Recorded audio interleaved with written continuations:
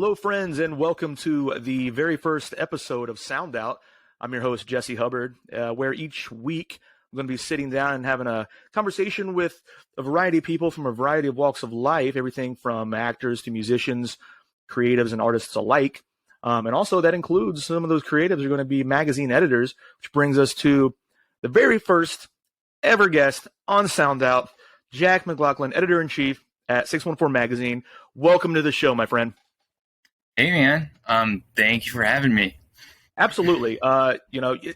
Aside from us becoming friends over the years, you've always, you and the magazine both have been supporters of mine, and that means so much to me. So I thought it was only appropriate that I try to repay that favor in the best way that I can and have you as the very first guest and just talk a little bit about what you do, because I think you're a very interesting person. You have a very interesting job. I guess, let's start with how long you've been with 614 Magazine in general, and then with your in your current position. Yeah. So I'll just kind of start from the beginning of when I started with the magazine, because it's kind of an interesting story. So I moved to Columbus in 2018. My wife got a job at NCH. And I worked for a newspaper before that. And I moved, and just started doing freelance stuff. And I would always work at, and then I think probably after about 3 or 4 months of being here, is when I, came aboard like the freelance team. At 614? Yeah. And I would probably write a story or two a month, and and then my role just kind of like organically grew from there. A couple years later, probably about 2.5 years later, it was like right after the pandemic. I came on still as freelance, but I was doing like, at least 1 or 2 kind of like daily web stories. And then position opened up, and just because I was there, just because I had been working with the people there so closely for so long, I called, and they just kind of asked me if I wanted the job. And I was like, absolutely. Yeah. Yeah. I thought it was going to be harder than that. That's, it's like, okay. Yeah. Yeah. I mean, there was not really a process, which was great. I mean, it's kind of the beauty of having a freelance team, is like you get to vet these people, like exactly. You get to know people because like you work. Yeah. But yeah, that was, so I came aboard as digital editor, 2021. And then, I've been editor in chief for like a year and a half. About. So your LinkedIn says a year and 8 months, just so you know. So okay. Well, I think it's about a year and 8 months, but I'm not sure. I looked and I'm like, how long has he been in this position? I don't even know. See, yeah, it was probably like September. I think that's what it said. I was looking at it earlier today just to kind of like get a little rundown. And I know that we both came to Columbus roughly about the same time, and we've talked about that in the past. Yeah. How did you get your start in this industry? Journalism as a whole. Kind of by accident, which is interesting. So I actually have my master's of the fine arts in poetry. Not a lot of people know that because I feel like while I love it, I feel like and part of the reason why I left, like why I didn't pursue things further in that. Well, I mean, 1, there are no jobs, but 2, it's just like the people are either amazing or just like so pretentious and terrible. Yeah. So it's kind of not for me. I mean, as much as I did love it. So I got out of college, at grad school. It was like a 3-year program. I mean, the tuition was free because like the class sizes are so small that if you get into a program, but Yeah, and I had a degree in like creative writing and no journalistic background. And then I just started writing for. I was in Wisconsin at the time. I went to college at UW Madison, and then moved back there in like 2015, 2016.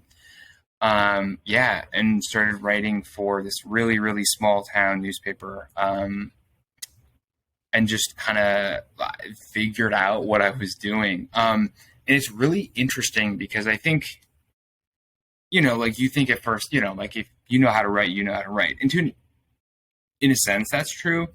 But being a good journalist is in a lot of ways like the opposite of, writing a poem, just like in the sense that, like you want the facts to be boiled down completely, all the details have to be fine tuned, and our, like the tone of our magazine, allows for more sort of like colorful stuff. So I think I'm a better fit because of that. But yeah, like it was an interesting process to, like transition, like to like being a journalist. And quite honestly, I think I'm still learning, but I think it also gives me a unique perspective that, a lot of people with, J school backgrounds don't have. So Yeah, it's kind of like an extra tool in your arsenal, so to speak. yeah. It's I think that's interesting. I actually didn't know that about you. I thought the answer was going a different direction. That's pretty cool. I think that I'm most learning people new things do. there. Yeah. I guess that's the idea, right? Yeah. So you talked a little bit a minute ago about doing like the web stories and things like that. So with your current position, you oversee the magazine and the website, right? So Yeah. So I am functionally web editor and editor in chief of the print magazines. Gotcha. So it's kind of two jobs in one, but. So what is the difference between the two? I guess not just with your approach in your position now, but also coming up. Is there a different way that you would try to get stories pitched towards the website versus absolutely versus the book or the magazine rather? Yeah. That's, I think, a great question. So web stories, I mean, and we take this approach too. Our web content is typically more like news based, right? So I'm kind of wearing two hats even within that, like where, the style of writing, like we do a lot of like, restaurant openings, and like that's like very fun and like fast paced, and like, trying to get the scoop on things, which is a world of its own. But, and then I just want to ask you real quick about how much time do you usually like to get the news out there about a new restaurant opening before the opening date? Is there a formula for that? No, there's really none. I mean, just because it's totally variable, I mean, the biggest thing is like, getting a story out there, especially if you're breaking the story, getting the story out there first, right? Because then you maximize, everyone reading it, right? Because you're, but, yeah, I mean, like,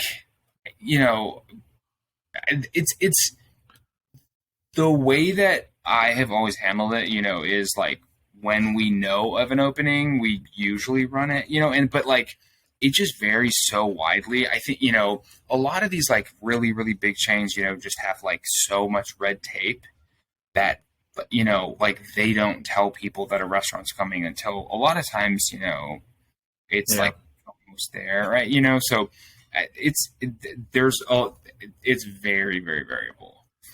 Oh yeah, I've always wondered about that, and I thought that I would ask there that before we got formula. too far past that point. What's that?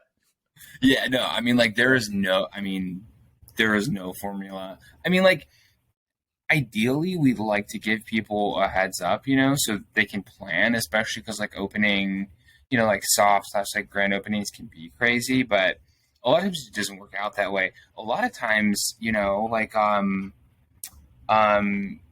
Avishar Barua's new place, Agni, which I've heard is awesome. They essentially posted and like this is the place that people have been waiting for like a year and a half. He's a genius. He's so cool. And then they just posted, we'll be opening in 3 days from an Instagram account that no one even knew existed. And it's like, but you guys do you want the press? Do you not need it? He doesn't. I mean, I guess not. Yeah. There are a few people who just don't need it, like people will write regardless. I mean, he's a very unique story. He was a Top Chef competitor. Yeah, I know of him. I don't believe that we've ever met, but I'm a fan for sure. Yeah. And then we did a couple things on Joya. It's like a print thing and like a web story, which is awesome. I have not been to Acme yet, but yeah. And I mean, so just to go back to your question too, and then I mean, print stories, those are more, like that's more storytelling, right? You have a little bit more of a creative license. 100%, 100% more. The web stuff is news, very sort of like objective. These are the facts. This is, and we have more fun with things too, because like that's our brand, right? But yeah, I mean, print. I mean, and print is just more fun, because I love to meet people, like you. I love to tell these stories, and that's what you get a chance to do in print. We get, up to 1,200 words at times, versus typical web story is probably like 200, right? So, and, it's just like night and day. But do you have any stories that either that you've done in the past or that you like to see come through that are some of your favorite types to put in the magazine? Your favorite types to either when you were writing them or pitching them or even now? Yeah. I can think of a few. I mean, so I'm a huge nerd for like Halloween, like haunted stuff, right? Yeah. We did this really fun story on, we did like a kind of like a profile on 4 or 5 different locations around Columbus that were like, supposedly haunted. And there's no shortage, supposedly haunted places in Columbus. So many people wrote in with the craziest stories. So, but I discovered Brown Pet Cemetery too this way. Have you ever heard of that? I don't recognize the name. This is wild. I've heard about some haunted cemeteries in the area, but I don't recognize the name. This is. Good. We get a bonus ghost story. I love it.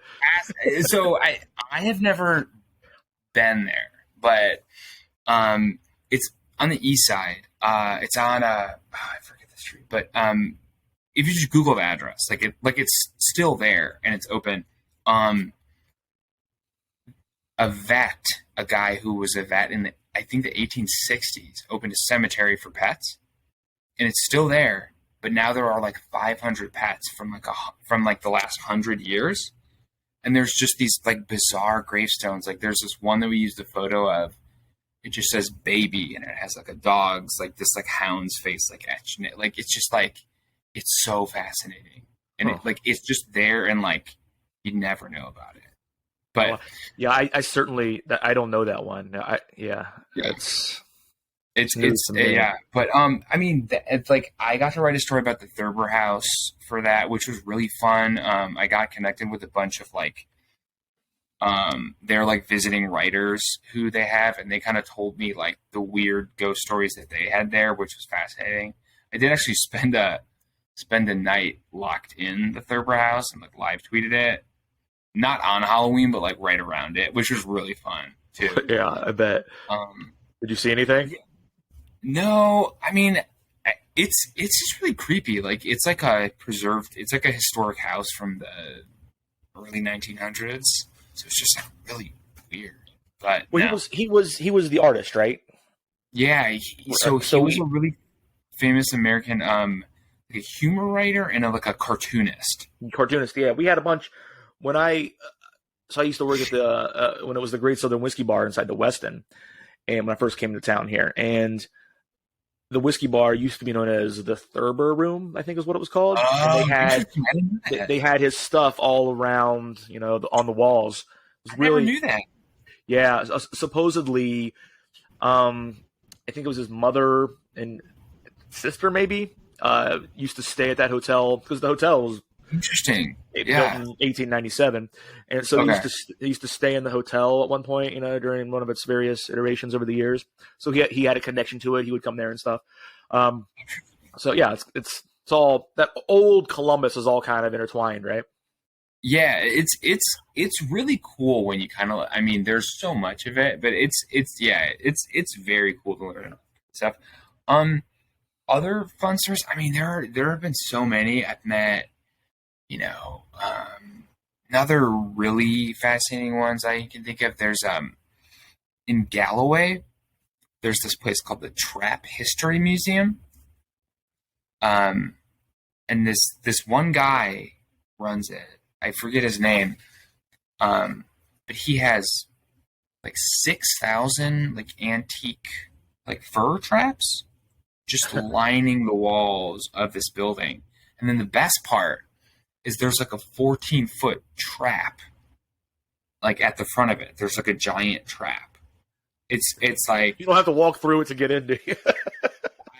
I I I don't think so, but he like took photos inside of it and I was like, Tom, like you can't do that. Like but yeah, I mean like those kind of stories where you just sort of like where you like just I mean cuz everywhere you go, I think, I'd like to think Columbus in particular because I love the city, but I feel like everywhere you go has these like really, there's just like so much cool stuff there, and like that's the best part, like that's what I love. That's what makes a story fascinating to me, is like when I find out about these amazing things and then get to share it with people too. So Absolutely, yeah. I mean, I think I may be wrong, but that's probably the type of thing that someone who has lived here all their lives wouldn't really pay much attention to. But somebody like you or yeah. I, and so many other folks who, Oh have yeah. transplanted into Columbus, have no idea something like that exists. So it's very interesting, I think. Yeah, no, I mean, I live on the east side. I've driven past, where like the Brown Pet Cemetery is, a, a dozen times, and I never would have thought. But yeah, that's pretty cool. I don't know if you're allowed to talk about it, if you want to talk about it, but I'm curious what some of the craziest, most bananas pitches that you've ever received are. Oh man, I was hoping you would ask this. I was hoping you would ask. It's one of the things I had to know. I had to build up to it, or just from people themselves pitching you stories. Yeah. There are no shortage of weird ones. I mean, so I can think of a couple. The one that because like I was thinking we can literally just talk about this for the rest of the show. I find this post so fascinating. The one that's probably my favorite is this guy sends me an email with I think no subject line, and I think that's literally why I read it. Like I get so many emails that like I don't know how a lot of people find my email address. Like it's not hard to find, but like and a lot of it's just like trash. Like this Pitbull is performing in Florida. Do you want to cover it? Like no, absolutely not. But so this guy wrote in and there's no subject, and it was this like really long-winded explanation about how he had cracked the code to Stonehenge. And like I thought it was just like I didn't put much stock into it, but he attached a YouTube video, and so I go to it, and it's like 45 minutes. I watched the whole thing, And he's just so I don't know how, but like so like I didn't understand anything that he was saying. It was all like crazy, like high math stuff about how like the angles of the and like it wasn't like, groundbreaking compared to what I'd heard about it before, but there was like this crazy like high math stuff and fractals or whatever, like how like the angle of the sun or the stars, like you can triangulate it, but like he just kept going and like it sounded like he knew what he was talking about. And I reached back out to him and I'm like, I don't know what to do with this, but I want to talk to you. And I never heard from him. Wow. And it's like, which just like makes me think that he like probably did actually crack it and was just like, I don't know. He knew too much. It was so strange. I find it interesting that the no subject line caught your attention. It's funny. So much. Well, yeah. Well, I mean, because like, I mean, I think just like something about it stands out. Like it's just formatted differently, which is ironic. Like I don't even think that was the intention, I mean, because typically I get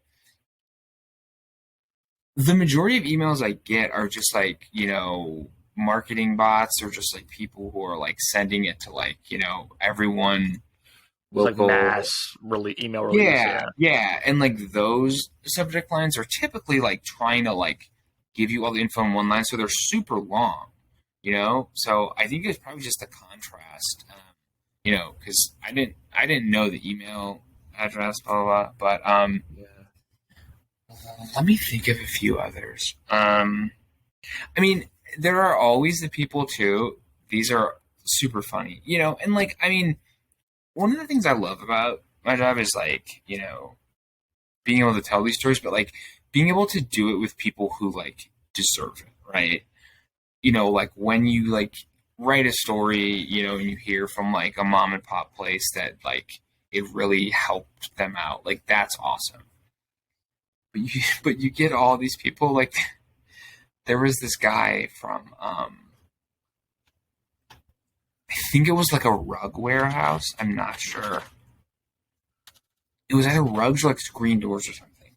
Who would write in all the time about like he was so he couldn't believe that we didn't give his store a feature. Like, couldn't believe it. And it's like, I just don't, but yeah, there's been, did he get progressively more aggressive with his tone over time? I mean, over his rug warehouse. Oh my gosh. There's another good one. Hold on. He thankfully didn't. He like kind of got just like sad. It was weird. I don't know. Well, like that, like I don't know. But okay. maybe I should get him on the show. Air your grievances. You should. It's like you like have like a gavel and like the court. Who's going in a different direction now altogether? You should get the Stonehenge guy, but no. So this is kind of the same thing. So you've heard of what is the music festival that came back after a while? The metal one, Sonic Temple. Sonic Temple, yeah. So they stopped during the pandemic, right? Mm-hmm. This is the first year back since pre-pandemic. Exactly, yeah. And this was honestly probably just the net weirdest one, just because of the scope of it. This person wrote in a couple times about it, and like we were interested in it, and we wrote back. We're like, hey, yeah. So they were like, like help. Not can you do something to help? Was this not? Was it this year? This happened, or was this pre-pandemic version of it? This was 18 or 19. No, this was probably 2021. This was by the end of 2021, maybe early 2022. Oh, so they were like, planning on coming back. Gotcha. yeah, this was probably like right around when people were expecting the lineup to come out for 2022. Gotcha. And yeah, so the emails weren't like, like please do what you can to help. They were bring Sonic Temple back. And we're like, well, like we want, like, we've reached out, but, like, at that point, I forget the guy who runs it, but, like Danny Widmer, I believe is his name. Yeah. Like they understandably weren't talking to the press because, like, what are you going to say? You don't even know, right? Yeah. Cannot fault someone for that. But then the emails keep coming and they keep getting like more assertive. And they just ended up, this person literally emailed us every day for at least a couple weeks, being like, bring Sonic Temple back. And then they started recruiting their friends to send emails, and we would just get like emails from all these random people, just like, I will keep writing until you bring Sonic Temple back. And so none of these people had any affiliation with the festival itself. No. Like they were just fans of the festival. Yes. Well, I mean, honestly, it felt like one person was fans of it, and they somehow recruited everyone else. It was the weirdest thing. Like, yeah, so nothing with like they were not related to the festival at all. The dynamic was, for some reason, that like they believed we were either single-handedly stopping it from happening, or we somehow single-handedly had the power to bring it back, which is either way, it's kind of flattering. You wield that power one way or the other. Yeah. Yeah, I mean, those are probably the best ones, but I mean, like, I know I have more though too. Yeah, I could listen to those forever. The one about, I tell you, the funniest was the guy that just couldn't believe that you wouldn't cover his carpet store or whatever. You just couldn't fathom why you wouldn't jump at that opportunity. These are, oh my gosh. Poor guy. But like he was so persistent at first too. Yeah. It was, oh my gosh. I mean, I think like that kind of confidence, it's good in a way, but it also makes you do stuff like that. So yeah, you have to like toe that line. Yeah. Of being confident but not being delusional. Yeah, which he was definitely that. Right. So yeah, talking a little bit about some of the the funny random pictures that you get and whatnot, but I want to bring it back a little bit to a serious note here, and I'm curious. I don't mean to put you on the spot, but if you had to choose what your proudest accomplishment is since you've been doing this, mm-hmm. What stands out as the big one for you? That's a really good question. Honestly, I think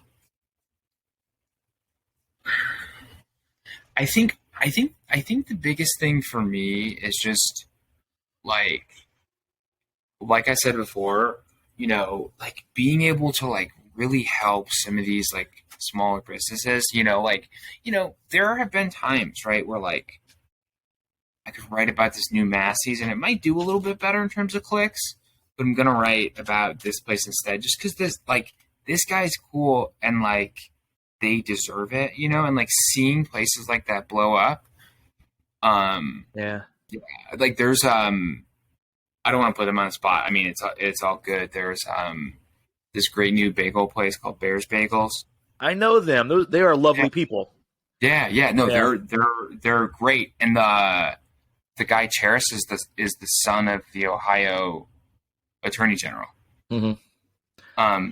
His wife Lo, used to work at a Bark Box, and anytime she had extra Bark Boxes, she would send them to me and my wife. They're two of the nicest people. Truly happy for their success. Yeah, like they're great. Like we wrote somebody, because we work with Wolf's Ridge to brew that beer. Yeah, That which I'm a it's been fan for a of. lot. It's Yeah, good stuff. You know what? I shameless should have self. had some of that and drinking that here. Oh, you're right. You're right. That Oh, would have been good. I'm so glad I'm getting that. Yeah. Uh, Um, but yeah. And I think one of the guys was, like, hey, like, I think they knew Cherish or something, who is just one of the owners, he and Low. mm, And then, yeah, like, I was like, this kind of sounds like the Wizard of Za, but with bagels, and this is like yeah. really cool, And like, after that one story, like, like they were just like so thankful, and they got a bunch. I mean, like, I'm not saying it's all from us, but they got a lot of like opportunities. I think like from that, and it's just like, It makes a difference. I mean, yeah, I know. Whenever you covered my last book coming out, that was huge for me. So yeah, many it reached. So I have my network of people that I know that reached a way broader audience. And I yeah, was still am. I got a couple of copies right over here in my office. Like I yeah. held on to them. That was really I cool. I love thought. that story. Yeah, yeah. Yeah, that was fun. That Right? was like one of the most fun stories. That was fun, just like sitting around, and we're gonna talk about Yeah, music a little bit later. yeah, And yeah. that was fun, but it means a lot to a lot of people, and I love. I saw like the picture of him with the bagels Yeah, over yes, his eye. I thought yes. that was really funny. I'm like, Yeah. hey, good for them, Bears Bagels getting some big time press here in town. It's Mhm. good, so that's cool. No, so that's. I mean, that's a great answer, I think, to that, because we were joking a minute ago about like wielding power, but you do have the Yeah, capability to be able to make a difference in people's lives. and Especially it's difficult. for Yeah, an upstart. yeah. I mean, it's difficult too. Like a lot of times I love it, and I love being able to help people, but a lot of times I hate having to make the choice to tell people no, You can't because do everything all the time. You just can't. yeah, yeah, but yeah, I mean that's just part of it, and yeah, I mean, like, and like, there's not like, I think like one like single achievement that I'm like most proud of, but it's just like all of those little ones I think add up, and Is that really hard? the No, yeah, difference. that's a great answer. I think that's as good of an answer as anybody could give. Is just to be able to make those kind of differences, and Yeah, to have the platform to be able to do that. I think is awesome. yeah, So well said for sure. But you touched on something that I'm curious about. Do you have friends in your life that try to like hit you up and be like, "Hey, can you do this?" And oh yeah, sometimes is it hard to separate? Like, all right, yeah, there's this friendship. This doesn't work for the oh publication. Yeah. yeah. I'm not gonna name names, but yes, Okay. and they know. I'm not gonna name names, but I was wondering about that since you brought that Yeah, up. Yeah. yeah. I mean, I mean, yes. I mean, a lot of business owners, and it's, so there's I know there are like journalistic rules, right? Like where you're supposed to, stay objective with your subjects. Like, I'm a human, I love to talk to people, and that's what makes stories good. I think what made our story so good is when we that it was like a real conversation, that we were both like passionate about, right?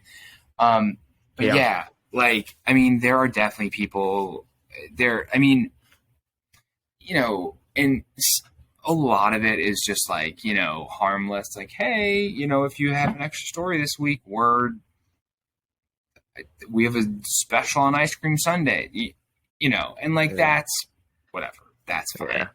But then there are some where I actually know the people, and they those ones kind of rub me the wrong way, when there are people who are like, Like there's an expectation almost. no, No.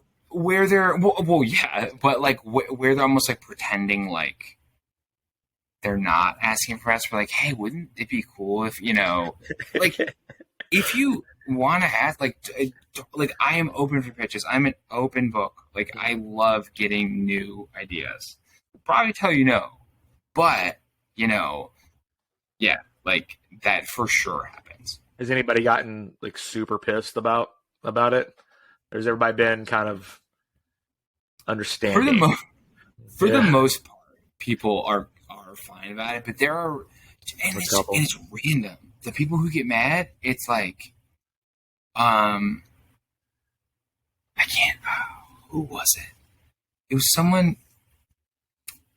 I don't even remember who this was.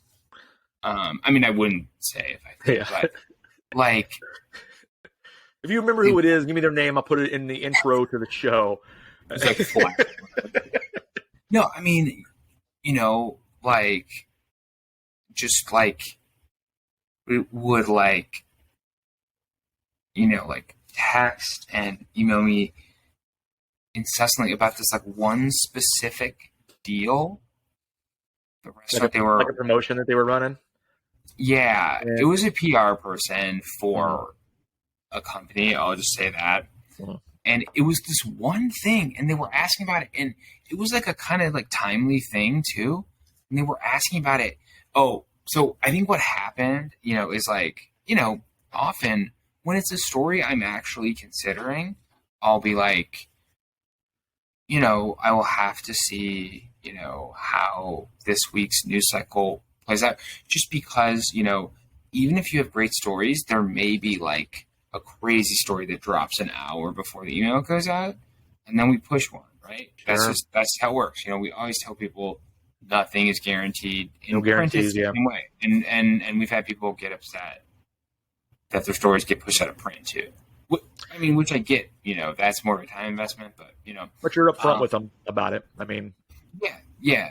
And there's a difference between, I think, from what you're telling me, it sounds like maybe you're getting pitches for things that should be paid advertisements in some of these scenarios. You know what I mean? Like, this isn't a news story. Like, you should pay the magazine to run the advertisement. That's a different thing altogether. Yes. Yeah. No. Yeah. And I mean, like, I think it's interesting because, like, sometimes, that stuff does actually make a good story.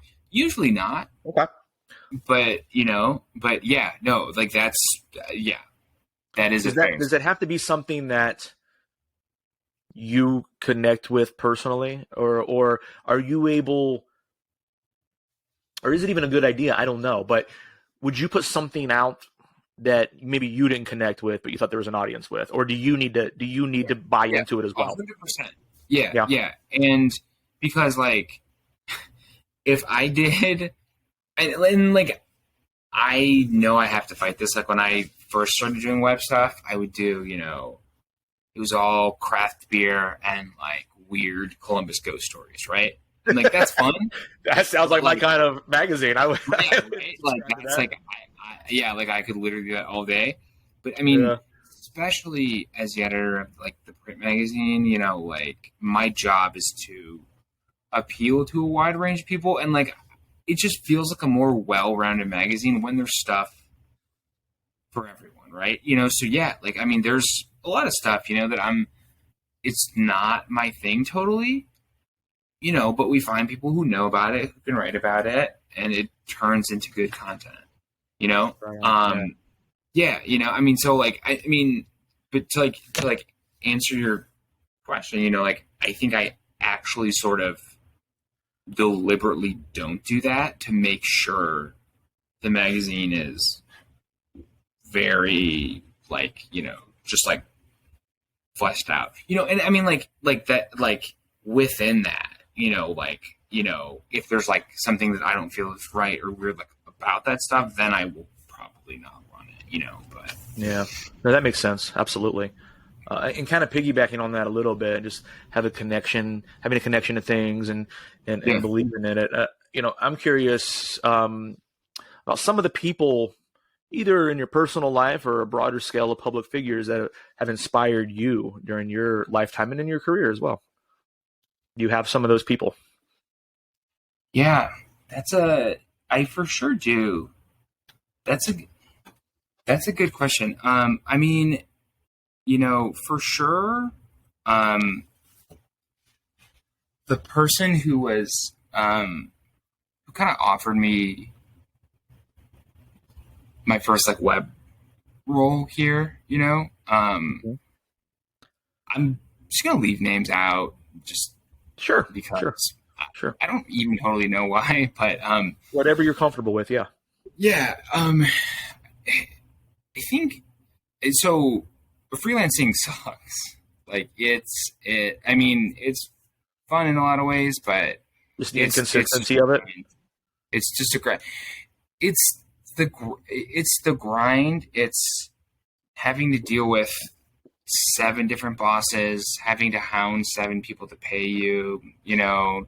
Yeah, that makes a lot of sense, actually. Yeah, and then timelines always, you know, and like I was, you know, like I mean, I love to write, you know, and but like it was getting to a point where I was like, you know, but then yeah, like you know, she saw something in my writing and like gave me a chance, and all I needed was that, like, you know, that sort of platform, It's you know, awesome. to kind of go on from there. But yeah, you know, I mean, I think she was a person that I looked up to as well, just because like you know, she kind of came from like a more traditional like news route too, you know, and like not having that background. I mean, like I love to learn in general, but like, you know, especially just like soaking up everything I could from that. But It's important to have people along the way to sort of not just believe in you, but champion you. yeah, And yeah, and not everybody has that, you know. And yeah, whenever you're able to, you have somebody that maybe you admire and is in a position to make a difference in your life, and they do. It's huge, you know. So yeah. It's yeah. I it's mean, important. and you know, yeah, you know, and I'm like glad you bring it up too, because like it, you know, it's just like something that I like to remind myself about. You know, just like when I'm thinking about, you know, like who to cover, you know, with, you know, stuff like that. But Yeah. yeah, yeah, So and that's not just giving you that opportunity, but has sounds like it. She has impacted the way you kind of think about things now as well. Yeah. yeah, yeah, Yeah. Interesting. yeah. What else inspires you aside from like people? Is there anything in your life that you find a certain level of inspiration in? Yeah. I mean, I love a lot of things. Like I get really excited about a lot. I mean, like I was saying, like, well, I mean, first, I love my family. I have a daughter who's going to be 2 in a, a week from Monday. So, Happy early birthday to the little one. Katie. Katie, happy birthday. That's But awesome. yeah, yeah, And it's that, good. and I mean, You're a smart man to start with the family as well. well, like this one, I was like You're like, warning. oh, I like music and beer. And oh, wait, my Yeah, family, of course, my family. yeah, yeah. No, I mean, like I still really love poetry.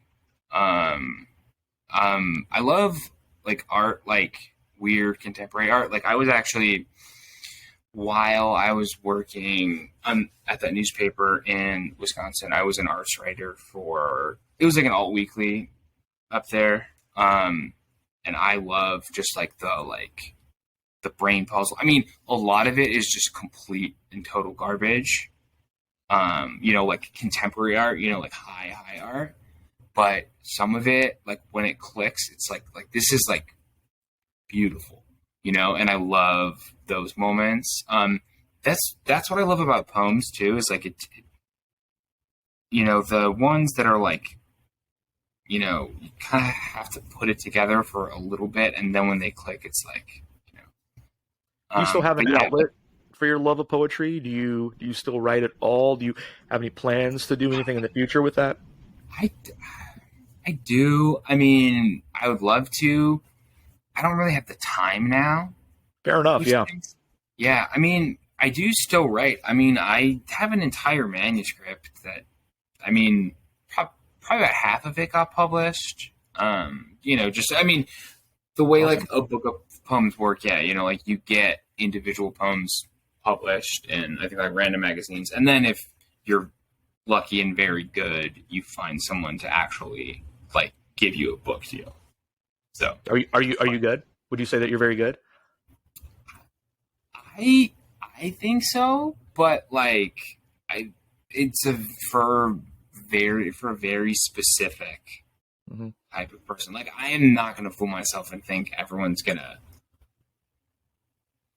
love my poems. Like, there are those people in the, in kind of like I think like poetry world, who are like, yeah, I just want to make everyone read poetry. And everyone doesn't want to, and that's okay. You can't be everything to everyone all the time, right? I want to make people like who would rather be playing football read Robert Frost. That's never going to work, I feel like that if that would have been a movie in the early '90s with like Robin Williams and Brendan Fraser.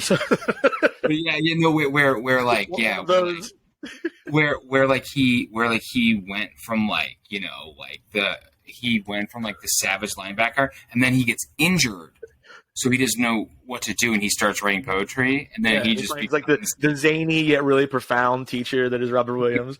Yeah. Changes his life. We're combining a few different movies there, but you get my point. Yeah. No, but I think it's cool though. I think you're absolutely right. Whenever in any type of art, or entertainment in general, when you try to be too much, you lose sight of what you're doing to begin with. Yeah, and I mean, that's like, I think, like and I think like that mindset, also just kind of just implies, that there's like a self-awareness missing, but there's a lot of that in, I mean, like there's just a lot of that in the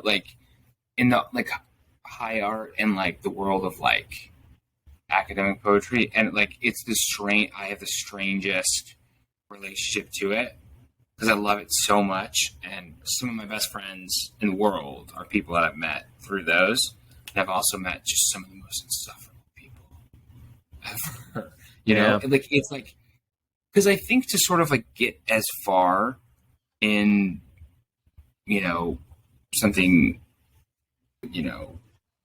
like that, you have to be either like very, very cool, I think, or you have to be totally full of it.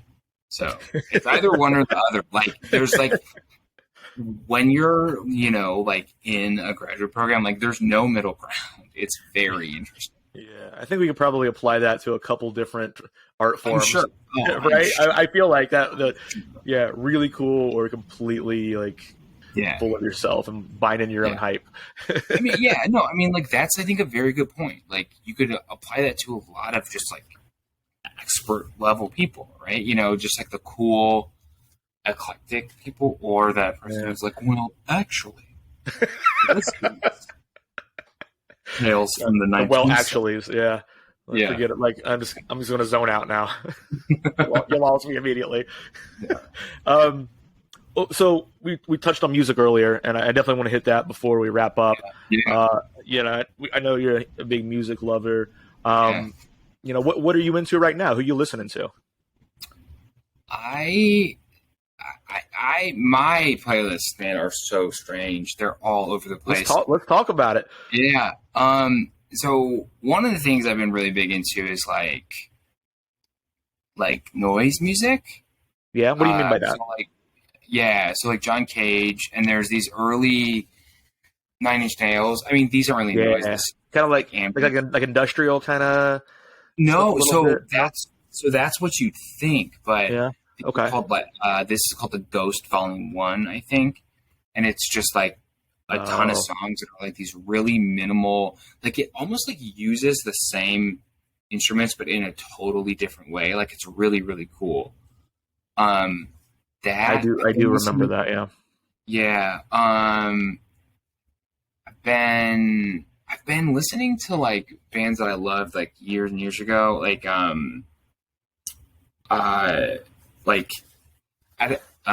think like At the Drive-In was probably like my favorite band for a long, long time. And their newer stuff just didn't really do it for me. But did you get into like Sparta or Mars Volta at all? Kind of. I think I like Mars Volta a little bit more.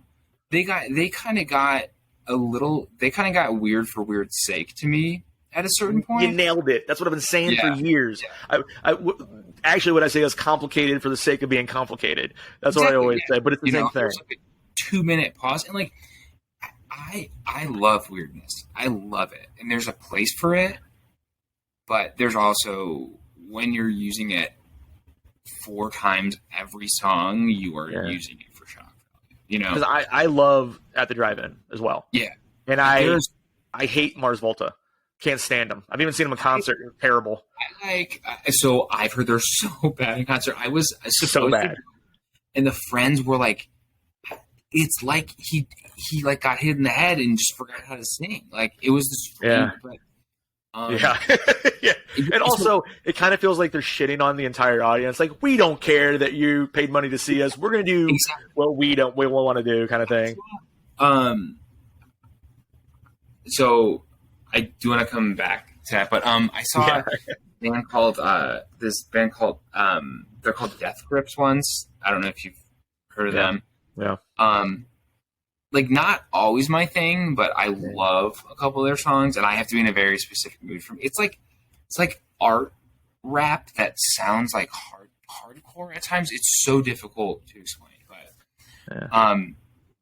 they didn't show up, and they had a guy come out and play drums to their CD that played while they played like videos, and it was like they're like big art guys. I think it was like somehow like I was accidentally in like a performance art thing or something. Yeah, but I'm cool with that as long as I know about it in advance. Yeah. You know what I mean? Like, I don't like pay $20 to go. Yeah, I mean, so for the Mars Volta, like I'm glad that you say that too, because there are people who swear by, who love them. Like I liked the first album, De Louse in the Comatorium. Yeah, I like that one when it's still like there was weird there, but it's still enough of a connection to yeah, and then just, and Sparta was good. Like there were songs that I liked a lot. I could never like really get into them, but I liked them better than Mars Volta, but neither one was really. I really liked the album. Well, what is the song?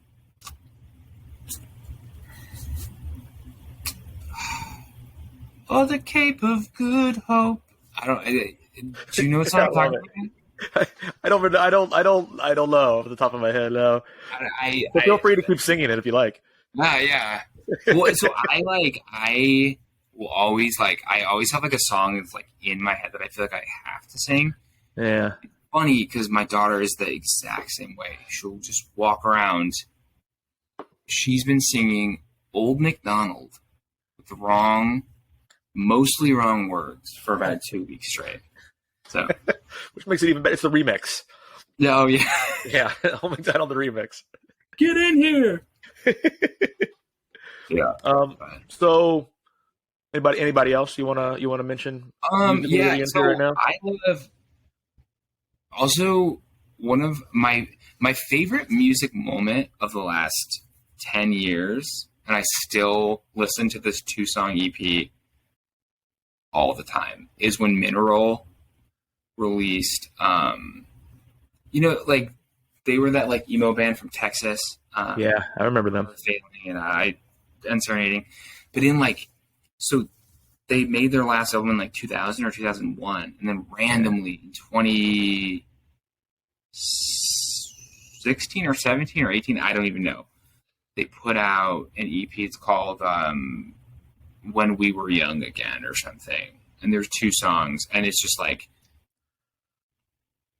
it's like they didn't skip it, and it sounded like they had been making music the whole time and had like evolved their sound. It was just like so incredible how like, and then they just never did it again, which is like so interesting in its own right too. But yeah, it's like it's kind of beautiful, but also frustrating. It's absolutely, you nailed it. Yep. Yeah. Do you get to go to many concerts these days? No, No. not really. No, I mean, I saw Phoebe Bridgers before I knew who she was. Like my friend. Oh, cool.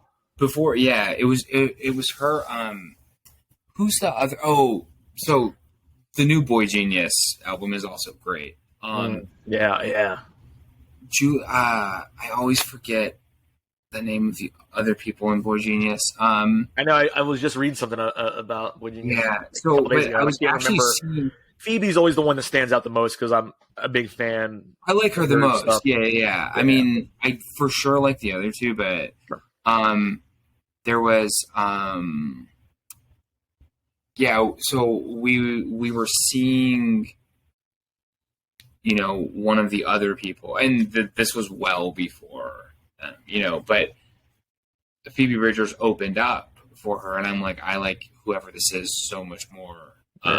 This is so good. And like her voice, like on, in a studio is one thing, but like on just like a stage, like with a guitar, like with like how vulnerable it sounds already, it was like really, really cool. But that's cool. How long ago was this? This was probably like 5 years ago. Yeah. That sounds I mean, that was the best concert that last real like good concert that I've been to. Yeah. Who was the headliner that night with Phoebe Bridgers? That's who I can't. So it was the other person in. Hold on, I'm literally gonna look it up. Hold on, look it up. Yeah, crazy. It's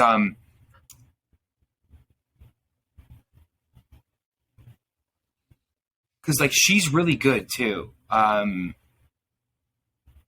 Julian Baker. Oh, okay. Yeah. So, yeah, like she's great. Has that one song? I think it's called like Marathon Runner. I'm not sure, but yeah.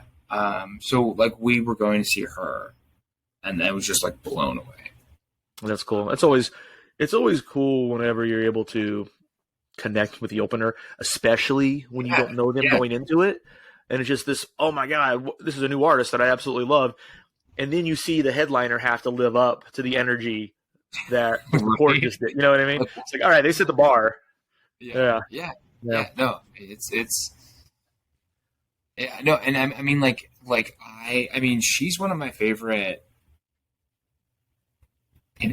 like reliably one of like my favorite artists now, and yeah, it's just fun. She's great. We my wife and I are going to see Taylor Swift in June.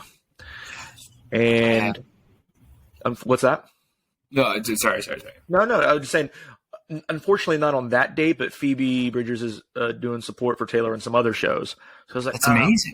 But I think it's Girl in Red is opening for Taylor. That I'm like, okay, because I mean, I appreciate Taylor's talent for sure, but she's one of my wife's favorite artists, so we're going to go up to Detroit and see her. Yeah. I'm just excited that there's an opener that I'm into as well. I'm a big fan of Girl in Red. Well, I mean, people talk shit about Taylor, but like she's awesome. Like she is. Some of my favorite memories when I was in grad school, we would have like a Taylor Swift dance party like once a week. Some of those songs go hard. She's super talented. She writes her own stuff. She stands up for the causes that are important to her and happen to be important to me as well. Yeah. And I'm not going to lie. I don't like driving around listening to her stuff, but I certainly don't mind listening to it. And my wife puts it on. We got a bunch of our records here at the house. I'm a fan of her talent for sure. I think it's going to be cool to see her playing in front of however many people fit in that football field. I don't even know. So, and it's interesting that they're connected, or that like she's gonna like open for her. Yeah, my friend. I thought so too. Yeah, well, like so, my friend has this like, and I think I agree. He really thinks Phoebe Bridgers is a lot like Taylor Swift. I think people normally wouldn't make, it's very like romantic storytelling. I think the way that Phoebe does it, like darker and weirder, and like embraces those twists and turns, that's more my style. Yeah. But like the production and, just like the way that they make music and like, are like presented, like they are actually pretty similar, which I think a lot of people would shy away from, but I hadn't really thought about that, but that's a good point. It's just done in a different tone. Yeah. A different experience. But yeah, I thought it was interesting too, just to seeing some Paramore's opening for Taylor and some of the other dates. And it's just all of these really, rad women that are supporting each other on these shows. I thought it was cool. So, they're great. And there's a couple that I don't know yet, and I'm excited to check out. And there's another opener for the show that we're going to. But yeah, right on. I feel it's interesting too. I feel like there's more and more people that are, for whatever reason, admitting that they love Taylor Swift now than what they used to be. And like, she's always been great. Why the sudden shift now? I don't know. Maybe because the Ticketmaster thing, she fought back. Mad respect for that. I think that's super cool. But I think it's okay to say when somebody's good that they're good. Yeah. No, I mean, like, that's the thing. Like, that's what I have such an aversion to that sort of like, I don't like Taylor because everyone else, like just piling on because it may be trendy to hate on somebody or whatever. I mean, like, and the big thing for me, coming through, like, just like being in the art world, being in like the poetry world for a chunk of my life, and just being around the people, who, their tastes were always higher than Taylor Swift. It's like, no, like nothing, and like that is just like, no, you're just unwilling to admit something that doesn't fit your image, That's exactly what it is. Yeah. Yeah. And like, I think the coolest people, like, don't necessarily, like, yes, they have interest, but they're not necessarily defined by one thing, right? Like, I love the NFL, like Bigfoot hunting and craft beer and fishing, it's like, there was an element for me coming up that a lot of, with the guys especially in like the punk rock scene, they wouldn't admit to liking things that didn't make them sound or feel tough. Yeah. Right. Yeah. No. What are you talking about, man? Like, Lady Gaga's a rock star. Shut up. Or whatever. I mean, like, it's okay to not have to be a tough guy all the time. Yeah, I mean, there's an interesting machismo, I think, in the punk scene or metal. I mean, I just think it's definitely metal too. Society in general. I mean, there's a lot. I'll say this about the Columbus scene: I haven't really encountered too much of that machismo. I think the people here are, in other places that I've been as well. But it was especially during the hardcore crew is really where it was. Most of the punk scene has been some of the most accepting and like loving and supportive people. And the scene here in Columbus is exactly that. It's beautiful. So this isn't apples, but we wrote a similar story. Can't remember what issue it was. This guy Jim Fisher wrote it. He's the arts editor for Alive, I think. Like, he's great. Like, he like really, really digs it. But he wrote it on like the local like goth scene. And it's like so fascinating, like just like how deep it goes, like how warm everyone is, how it's just like this huge family, and like how like it's these people, who, you see, and like your first reaction, might even be to be like afraid of them, but it's the warmest community of people ever. That's always cool whenever. I mean, it's the old adage, don't judge a book by its cover. But when you really think about it, I think that's such a cool thing, I get a kick out of, my wife always jokes with me, like, I'm a fairly big guy. I'm covered in tattoos, you know what I mean? And we're very, supportive, open-minded, liberal individuals. And we live in a conservative part of town, despite coincidence. And so she always laughs at me. I'll be walking around town, just like a cut off shirt and all my ink showing. I'm probably the only person in the neighborhood that has it, which is weird anymore. But I've got like 3 little tiny yippy dogs on collars, and they're dressed up in like bows and bow ties and dresses and shit, and I'm like, that's just who I am. It's just like it is what it is. It's so funny. Oh man, I would pay for a photo of that. Yeah, that's you just drive by. If Google Images ever comes by, they probably got a shot of me with it or whatever. We always laugh. It's a joke between us because we moved into town and like everybody was just like giving us weird looks when over there, and like we both decided they probably think that I'm in Blink-182 because that's the only punk band they've ever heard of, and that's what I look like. Are you the guy? So we've been here for a few years now. It's still a running joke. Like, oh, it's your band, Jesse. I'm not even that big of a fan of them, but I think they're all right. But it just makes me laugh. Blink-182. Blink was one of the bands I never got into for some reason. It just I don't know, but they're cool. They're fine. They're fine. Didn't one of the guys like? Isn't he like a respected UFO researcher now or something crazy? Yeah. Tom DeLonge. Yeah. That's so fascinating. And people made fun of him for years about that. And I don't know where I fall with that. I'm interested in it. Like you said, Bigfoot, ghost stories, UFOs. I find it all very fascinating. Yeah, so I am fascinated in all that stuff. I don't think it's real. I don't know if it's real. Yeah. The mystery is what intrigues me. But Loch Ness Monster, the Yeti, all that stuff, right? The pyramid, Honestly, it's the not knowing that makes it interesting. It's the mystery. It's like where would this have come from? But I would add Stonehenge to that list, but clearly that's been solved. But now it's no longer a mystery. Yeah. But yeah, I mean. They're okay, but it's funny how like for years everybody made fun of him and some maybe still do, who cares, and he is very respected in that world. Yeah, sure. and then like didn't the government come out and they like released I don't remember what happened, but there was that footage that like a fighter pilot shot. Oh yeah, that was like a year or two ago maybe. Yeah, I don't remember. I remember that. And I might be getting this wrong, but I feel like they were somehow connected to the footage getting out or something, and then like everyone was like, "Oh my god!" Like he's not like it's like But it's like, is that the guy from Blink? That's that's funny. What a probably appropriate way to wrap up the show.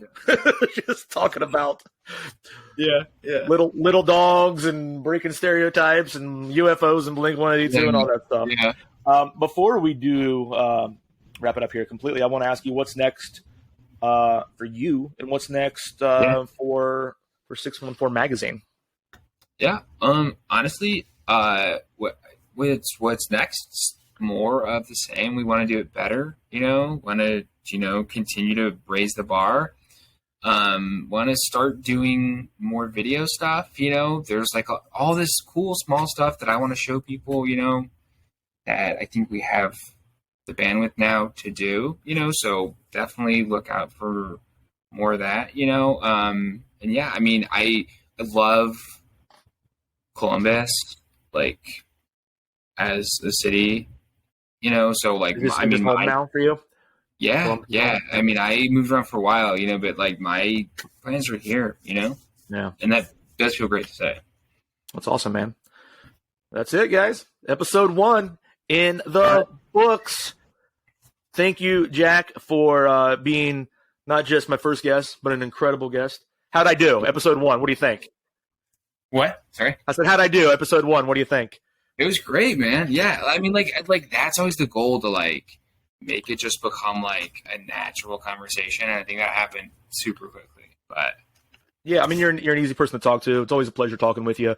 Thank you so much for being the first guest. Hey, man. And anything else you want to leave for the viewers? We covered it all. Everything good?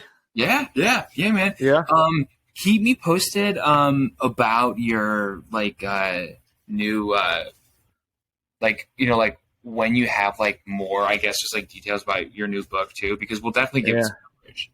Right on, dude. That's a perfect segue. June 3rd at Studio 614. Yeah, I haven't told you yet. June 3rd at Studio 614 here in Columbus, Ohio, is the official book release party. Yeah, that's awesome. Love for you to be there. We'll talk more about that and get you there. But I'm going to be there selling the new book, signing copies for anybody. There's going to be live music. Bands haven't been announced yet. I'll tell you whenever we stop recording here who's going to be playing. It's going to be coming up soon. Going to have my friend Mike Martin, who's a renowned concert poster artist, and did the cover of the book, is going to be there signing copies with me. A lot of fun stuff. So stay tuned for that. But yeah, appreciate you and all the support over the years, and appreciate you being the first guest, man. Thanks again, Jack. Yeah, no, I had a blast talking to you, man. So thanks, buddy. All right, everybody. Until next time.